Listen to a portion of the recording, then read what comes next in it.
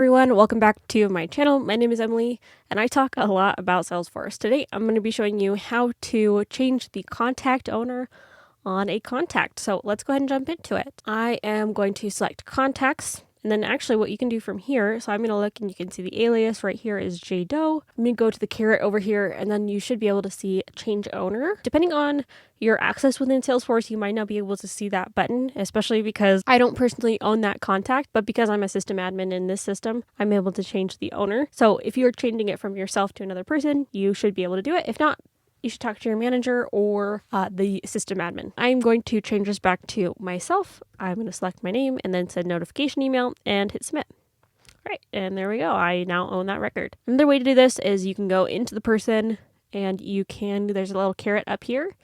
You should be able to change the owner, very similar to how we just did.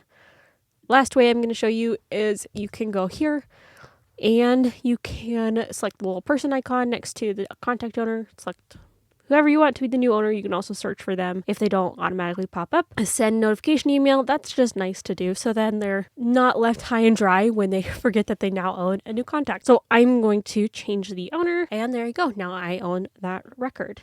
If you're looking to mass transfer a lot of them, then your admin, or if you are the admin, you'll need to create a flow to be able to do this or do some Workbench data loader trickery.